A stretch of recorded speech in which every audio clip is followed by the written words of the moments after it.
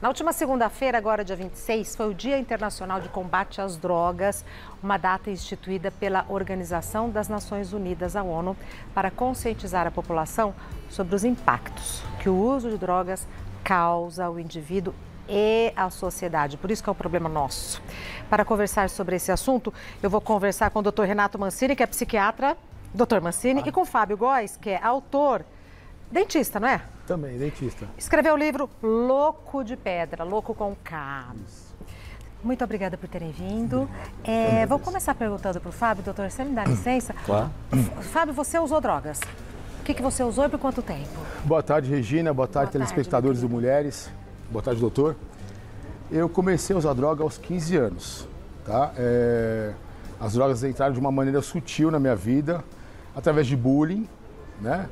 Eu tinha um apelido que eu não gostava no ambiente que morava e para ser aceito no meio, eu iniciei com maconha e com álcool. Passaram-se alguns anos, né, de uso de maconha e álcool, às escondidas da minha família, e comecei a fazer uso de cocaína. O negócio é progressivo, né? Tudo dentro da casa dos pais? Na casa dos pais, na rua. Não, que eu digo assim, nessa época você morava com seus pais. Morava com os meus pais. A partir do momento que eu entrei para a faculdade de odontologia, eu já usava cocaína, também vinha conhecer o crack, tá? Na época da faculdade. E o crack tomou conta do resto do meu uso, né? Dos meus 21, 22 anos até meus 45 anos de idade. Você consumiu crack? Consumi crack. Na casa dos pais, não? Consumi crack na casa dos meus pais. No início, sim. Consumi um tempo escondido. Acho que 1 ano ou 2 anos ainda consegui usar escondido. Porque eu fumava cigarro. Então, para os pais que não têm muito conhecimento de drogas, é difícil. O cheiro de cigarro se mistura, você bota um incenso, você acaba ludibriando, porque o adicto ele é manipulador, ele é mentiroso. Então, em meio à drogadição, eu consegui fazer algumas atividades, consegui fazer faculdade. Não, tem muitos pontos interessantes aí, que eu ia começar perguntando do bullying e tal, mas já tem coisas mais interessantes para a gente pegar. Amém. Porque assim, apesar do... Porque eu acho importante, o Alexandre Frota veio aqui e ele teve um problema também com drogas durante muitos anos e agora ele tem um filho e eu perguntei para ele como é que ele conversa com o filho dele sobre drogas. Porque na minha avaliação pessoal, eu acho que as campanhas antidrogas fracassam porque elas mentem. Então, você consumia drogas e entrou na faculdade. Então, é uma pessoa que toca a sua vida, né? Morou dentro da casa dos pais, consumia tudo lá dentro, eles não percebiam. Então, você devia ter um comportamento muito conveniente para todo mundo, ou não? Regina, no começo, durante um tempo, você consegue controlar dessa maneira que você falou. Então, entendeu? Durante um tempo, sim. As experiências estão acontecendo e os pais estão vendo o quê? Ele é um bom filho, ele está sempre em casa, ele passou na faculdade, olha que alegria, né? Quando os pais vão se dar conta, já está longe. Já é tarde, exatamente. Enquanto eu comecei com a maconha, as minhas atividades eram normais. Eu frequentava clubes. Almoçava com a família. Passava o Natal com todo mundo. Mas assim, o comportamento já era um pouco alterado, mas as pessoas não notavam. Porque no dia a dia tão dinâmico, você passa batido. Tá. Pinga um colírio, põe alguma coisa na boca para tirar o hálito. Então, enquanto maconha ou cocaína, me isolava no quarto, vou dormir e tal, você conseguia ainda ter mascarar ali, né? Mascarar. E o adicto é manipulador, ele é mentiroso, né? Esse é um fator então, é o fator super importante, porque a performance vai se deteriorando, vai caindo ao longo do tempo. Que performance, doutor? Todas as performances. Acadêmica, social, se trabalha no trabalho também, no esporte, em tudo. Mas como a pessoa, a performance vai caindo, mas as mentiras vão aumentando. Então, digamos que ele jogasse bola. Os pais perguntam, como é que tá lá o time de futebol? Nem tá indo. Não, tá ótimo, fiz 2 gols. Como é que tá lá a faculdade? Perfeito. Só tá tomando, não vai nas aulas, só tá tomando falta, DP, não, tá ótimo, não sei o quê. Então, Quanto mais cai a performance, mais aumentam as mentiras. Mas, doutor, no caso do Fábio, foi maconha e álcool, depois ele foi para cocaína e depois foi para o crack. Mas não existe uma grande maioria silenciosa que passa fumando maconha o tempo todo e isso não compromete o seu desempenho profissional, o seu desempenho acadêmico, o seu convívio com a família? Depende do que você quer dizer com não compromete. Porque... E o álcool também, né? A gente falou da maconha, mas sim, e o álcool também. Sim, porque o comprometimento existe. A questão é se o tamanho desse comprometimento vai fazer com que, por exemplo, a pessoa perca o emprego. Ou que, né, como no caso do Fábio, que perca tudo, né? Vai parar na rua. Você foi pra rua? Então, a minha história, até a cocaína, até eu conviver com os meus pais... A gente já volta. Do não, até eu conviver com os meus pais... só que na faculdade eu conheci o crack, então o crack já me dominou de uma forma mais ampla, né? Mas uma pessoa inteligente que está na faculdade não sabe que o crack pode ser fatal? Saber sabe, mas há um bloqueio na mente, há um bloqueio. Todo usuário de droga, e conforme ele aumenta o consumo de droga, aumenta a resistência à droga, você fica com a mente mais bloqueada. Então, assim... Eu tinha entendimento, mas o uso me causava uma abstinência, uma depressão, uma vontade de usar para suprir a minha necessidade. Então, há um bloqueio mental. O nosso doutor vai poder falar melhor, né? O nosso sistema nervoso, ele libera sinapses nervosas, né? Neurotransmissores, que te leva? Dopamina, que é o que dá alegria para o usuário de droga. Então, assim, muitas vezes você tem alegria ao fazer esporte, ao fazer uma leitura. Eu tinha ao usar droga. O dependente, ele vai para o inferno a conta-gotas. Eu gosto de usar o exemplo do álcool porque é mais fácil das pessoas entenderem. Ninguém começa a beber bebendo uma garrafa de uísque por dia.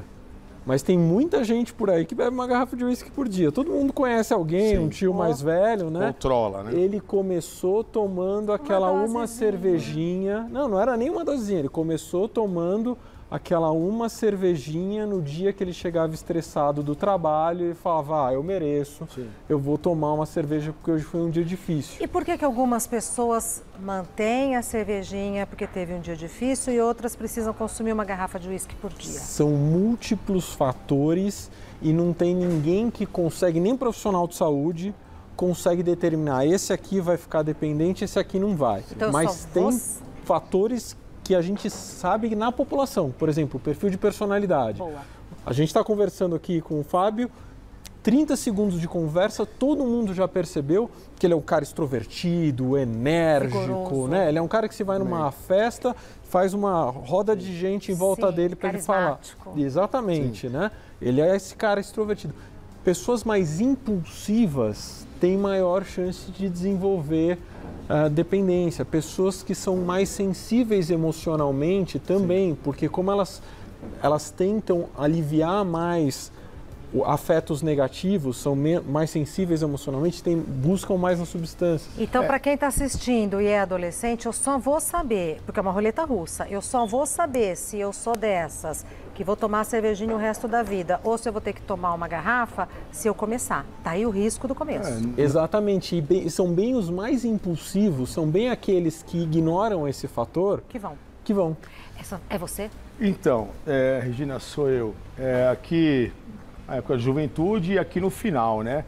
Então, durante o uso, eu consegui, durante a minha vida de usuário, né? Consegui, né? Graças ao meu pai, que ficava muito em cima, né? Me tirou de várias situações, me internou várias vezes compulsoriamente, todo tipo de clínica. Então, eu conseguia manter tempos limpos em casa e tempos na droga. Onde eu conheci as cracolândias, onde eu conheci as favelas. Mas mesmo assim consegui me formar em odontologia, consegui me tornar um policial civil e depois passar para a Polícia Federal também.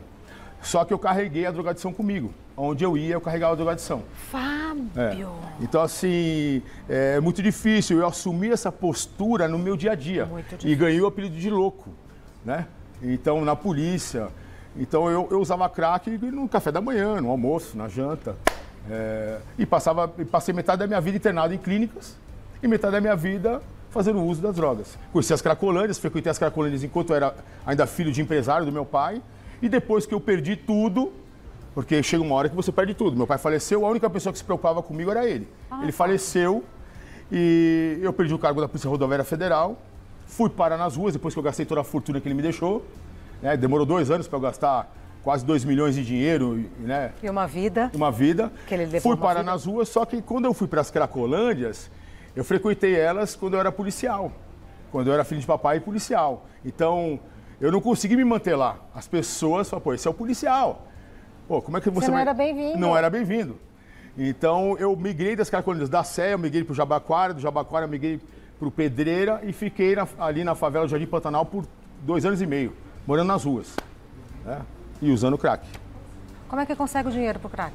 Então, o crack, quando você está nas ruas, você tem que fazer pequenos furtos, pequenos delitos, você tem que fazer o seu corre, né, como eles dizem, né? E não tem jeito, porque a abstinência vem, os momentos de depressão, vontade de morrer, de se matar, você se prepara assim para o pior, né? Você passa frio, você passa fome, eu revirava lixos, eu catava latinha nas ruas, esperava os pancadões para catar as latas, para sobreviver. Então essa foi minha vida por 3 anos, né? Na luta para sobreviver e para sair das drogas, né?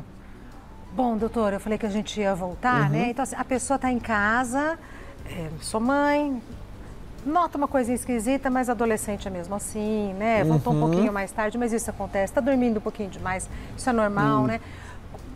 Qual o limite, assim, para eu deixar, para eu preservar a individualidade da minha filha, do meu filho dentro da minha casa, ou pestanejar e quando eu acordar ter perdido um tempo precioso, um momento crucial que aquilo poderia ter feito a diferença na minha vida e na vida dela? Eu acho que o segredo é a convivência. Quanto mais convivência, mais difícil vai ser de passar abatido, de você não perceber. Então, se você tem, né, a gente ouve muito esses relatos do adolescente que sai de casa, você não sabe para onde foi, quando volta vai direto para o quarto e passa a chave na porta. Você... Fazia assim, Fábio? Fazia assim. Eu morava numa casa grande, de 6, 7 suítes, então até darem conta de onde eu estava lá trancado usando droga. Estou cansado, hoje não estou com fome, e assim vai enrolando.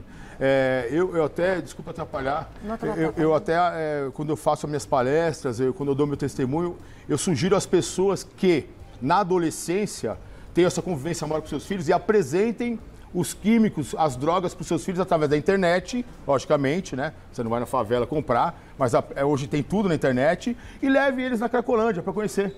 Leve eles para apresentar, para ver aonde vai parar, né? Porque a porta de entrada é a maconha, mas... E eu conheço pessoas também que usam maconha e que viraram filme. Estão em camas de hospitais vegetando. A maconha não faz mal sim. Ela também queima neurônio, né, doutor? Sim, você não sabe quanto que aquilo vai fazer de efeito na sua saúde. Tem gente que usa muito e tem pouco efeito. Efeito tem, sempre tem. Essa coisa de que a pessoa usa e não tem nenhuma sequela, isso não existe. Quando a gente está falando de efeito, a gente está falando de sequela. De comprometimento sequela, ao longo da vida. Impotência.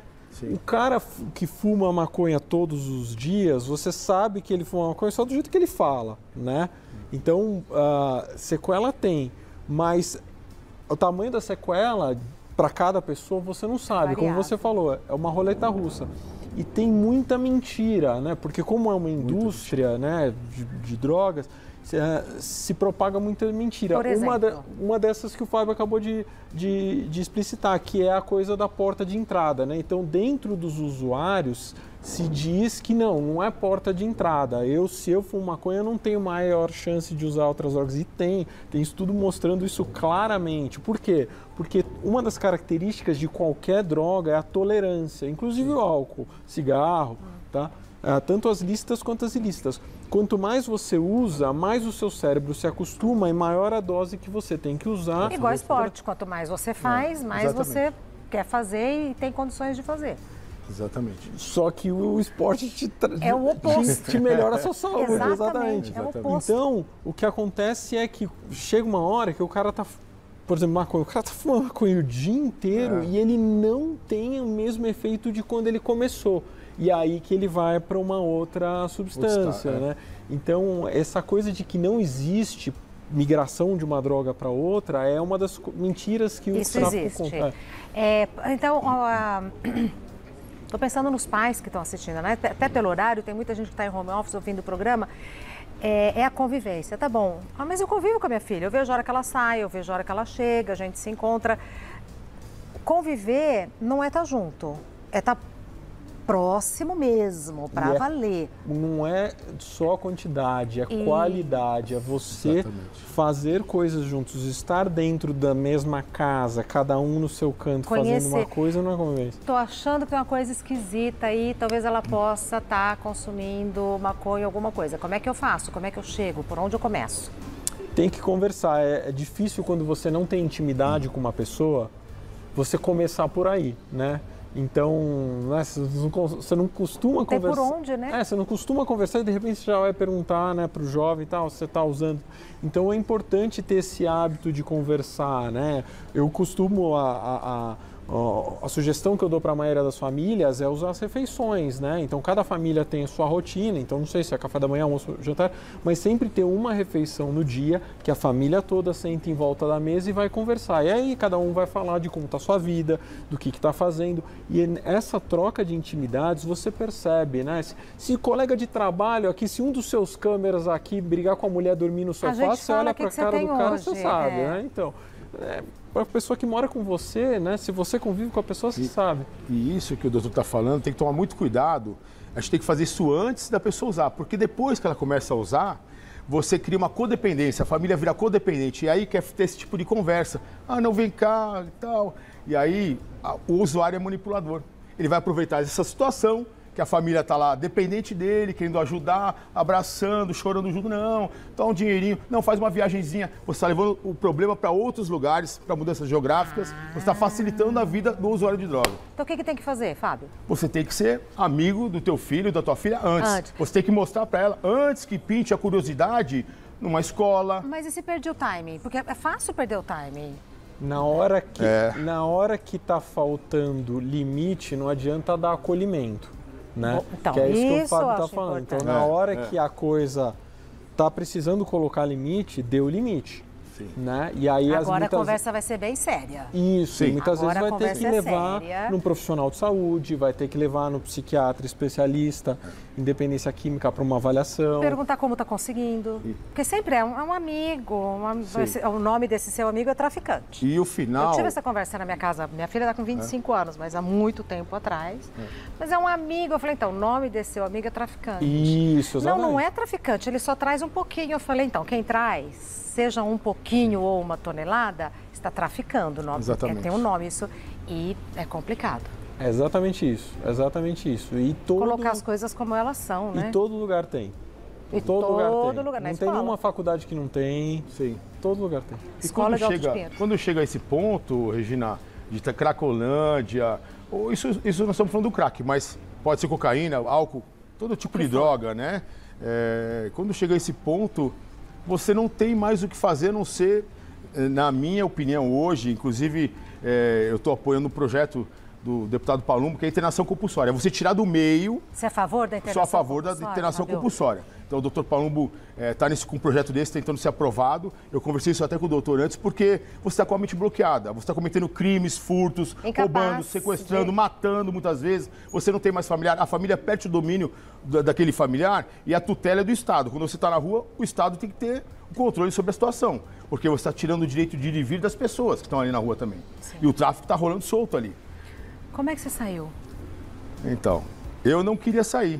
Eu tinha esse bloqueio mental. Eu mesmo na favela, devendo para o tráfico, eu apanhei bastante, quebraram minhas costelas, tá? Eu ia morrer, né? E naquele momento eu dei um grito de socorro para o sobrenatural, para um Deus que eu não conhecia. E um cidadão passando na rua, ali na favela, passou, ouviu a situação toda e pediu para me levar para uma casa de recuperação evangélica. E eu conheci Jesus. Foi Jesus que me resgatou. Então foi a religião que te salvou. Foi Jesus que me resgatou. Agora, a Cracolândia, para a gente encerrar, a Cracolândia é um problema que ninguém sabe, todo mundo tem medo, mas não existe mais Cracolândia, né? A impressão que dá é que tudo... O que a gente pode fazer com relação a isso, na opinião de vocês dois? Você na sua visão e o doutor na sua visão. O que a gente pode, onde a gente pode começar? Na minha visão, tem que ser aprovada uma lei como o Dr. Palumbo fez, de internação compulsória, tem que ser aprovada essa lei, né? Tirar todo esse pessoal, levar para um local apropriado, uma clínica, um lugar apropriado com dormitórios apropriados, refeições apropriadas. Médicos, psiquiatras, psicólogas. Essa pessoa tem que passar por um período de medicação de 3 a 4 meses até desintoxicar, sair da abstinência, sair do bloqueio mental que ela está sofrendo. Aí você vai estar com terapias, com espiritualidade durante mais um tempo e depois ressocializar para voltar para a sociedade. Porque isso tem um custo para a sociedade. É um período de 1 ano, pelo menos, na minha opinião. Isso tem um custo para a sociedade. Diga, doutor. O custo é enorme e é muito difícil porque, por ser um problema complexo, você precisa você precisa atacá-lo de várias frentes. Não tem uma coisa que vai resolver isso. Você precisa fazer muita coisa por muito tempo, né, muitas doutor? coisas ao mesmo tempo, porque essas pessoas não têm nada. Elas não têm assistência médica, elas não têm onde morar, elas não têm trabalho, elas não têm absolutamente nada. Então, você precisa prover uma série de coisas diferentes para essas pessoas e, como o Fábio falou, muitas vezes elas mesmas não querem se tratar. Então, é um problema muito complexo e é difícil o poder público se mobilizar para fazer um investimento tão grande numa parcela da população que não tem absolutamente nenhuma condição de retornar isso para os governantes. Eles estão preocupados em governar para quem dá uma vantagem para eles. Então, realmente é um problema muito difícil. A minha impressão é de que o caminho para a gente avançar nessa frente é as pessoas que estão no poder público e que tem gente bem intencionada e que quer avançar, fazer parceria com o terceiro setor, porque, como o Fábio falou, quem tirou ele da rua não foi o SUS. Quem tirou ele da rua foi uma iniciativa de terceiro setor. Então, a parceria, fazendo essas parcerias, eu acho que ajuda. E também, Regina, não é porque eu lancei um livro. Vamos mostrar o livro. Mas não é só por isso, né? Aqui, inclusive, esse aqui... Onde que a gente acha? Esse aqui é seu. Muito obrigada. Tá autografado para você. Então, na verdade, assim, como o doutor falou, talvez o poder público possa investir, tá, num livro como esse, que mostra a realidade nua e crua, tá? Classe social não importa. Eu, filho de rico, perdi tudo, né? Então, pobre, rico, não importa. Um livro desse, de repente, ser colocado nos colégios, para a pessoa ler, ter acesso ao que vai causar. Isso talvez causasse um impacto aos adolescentes. O meu livro pode ser adquirido pelo Instagram, né, que deve estar aí no GC. Fábio Eduardo Góes ou Fábio _Louco de Pedra. O Louco é com K, Louco Sim. de Pedra. E como curar os vícios. E aqui eu relato como aconteceu tudo, até onde eu cheguei, né? Tenho fotos de quando eu fui resgatado e tudo mais, né? E hoje com a vida restituída, casado, né? Ai, que maravilha. Você tem filhos? Não tenho filhos ainda, mas eu fui casado há 5 anos. Parabéns. Voltei para a sociedade, hoje eu sou corretor de imóveis no Jardim Marajoara. Refez a vida. Estou refazendo a vida. E como a gente falou no começo da nossa conversa, é um problema de todos nós. Não só porque está aqui na nossa vida, por mais que as pessoas não queiram enxergar, o problema está estabelecido, mas porque a solução passa por todos nós, né? Temos que nos mobilizarmos como sociedade e também pedir para que o poder público olhe para essa questão. Eu dei o Instagram do Fábio, eu vou dar o Instagram do Dr. Renato Mancini. Nem apresentei vocês, né? Já fui entrando na conversa. O Instagram do Dr. Renato Mancini, que é médico psiquiatra, é dr.mancini, do jeito que a gente fala, dr.mancini. E o doutor trabalha é psiquiatra, mas especificamente com usuários de droga ou não? Eu trabalho também com usuários de droga, mas eu atendo outras especialidades da psiquiatria também. Sempre muito interessante, viu, ouvir os pontos de vista aqui, né? Tão simbólicos. Obrigada por ter vindo. Saúde. Obrigado a você. Doutor, muito obrigada, viu?